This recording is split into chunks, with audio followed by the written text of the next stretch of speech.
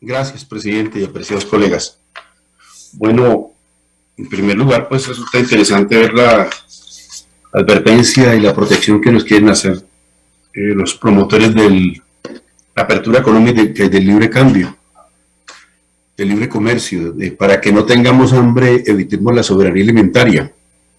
Pero el hambre que padecemos hoy es en buena medida hija de la apertura económica que ha ocurrido en el campo colombiano y que tiene cifras que son pues absolutamente documentadas. Yo creo que no tengo que repetir lo que ha significado la apertura del libre comercio en materia precisamente agropecuaria y en materia alimentaria. Y es absolutamente insostenible la hipótesis según la cual es con libre comercio, con el pretendido libre comercio que no es ni lo uno ni lo otro, y mucho menos libre, dado el modo como se protege en algunos países. Y empiezo por eso tal vez.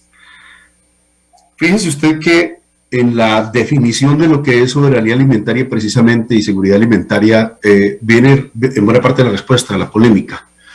Debe ser entendida la soberanía alimentaria como un derecho de los pueblos, ante todo de las comunidades, de las naciones, a definir sus propias políticas alimentarias y a definirlas para que sean también ecológicas, social, económica y culturalmente apropiadas a las circunstancias de cada país, de cada nación.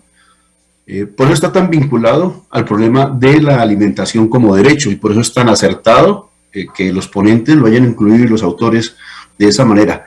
Y ya se ha dicho, la seguridad, fíjese ustedes, la FAO ha defendido y otros, que es básicamente algo así como la disposición de alimentos en el mercado internacional, básicamente. Es decir, yo puedo acceder a los alimentos, pero no está mediada por las circunstancias nacionales. Y esto ofrece un problema muy grave que es muy actual, también quiero decir.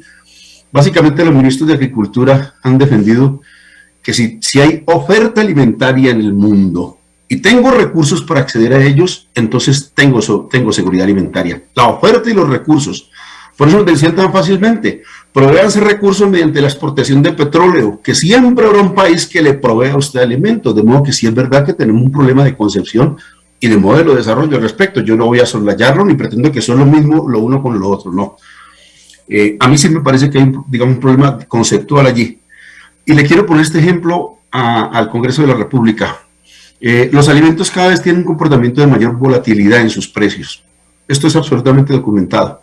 Pareciera ser que no solamente están vinculados a fluctuaciones del petróleo, por ejemplo, a fluctuaciones de la disposición de tierras para la producción alimentaria cada vez más restringida, sino también, muy especialmente, a los mercados de los alimentos en los mercados de valores futuros.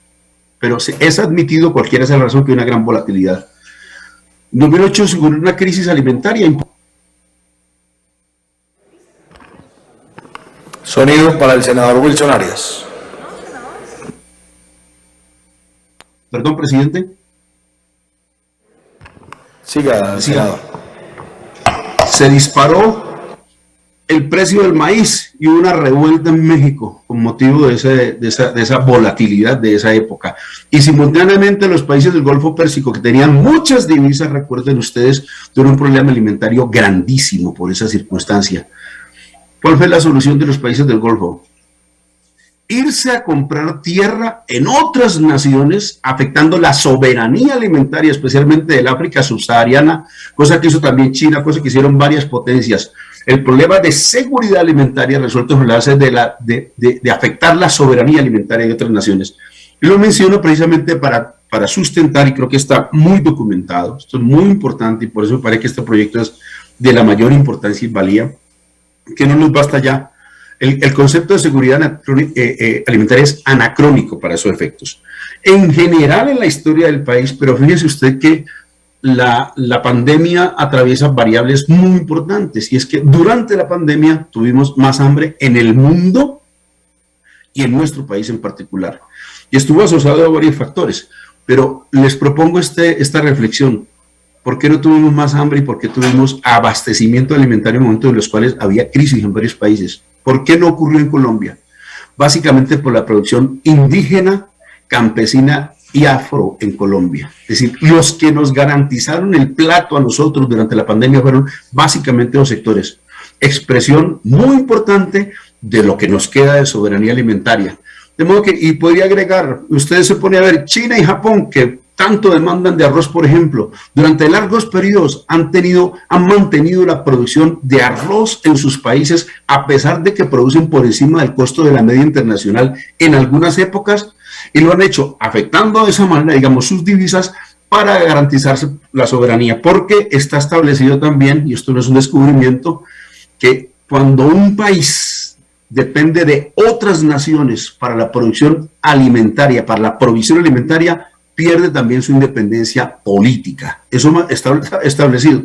Eso, bueno, preguntémosles al Golfo Pérsico en su oportunidad, a los chinos que lo han discutido, a los gringos que tanto lo han discutido también.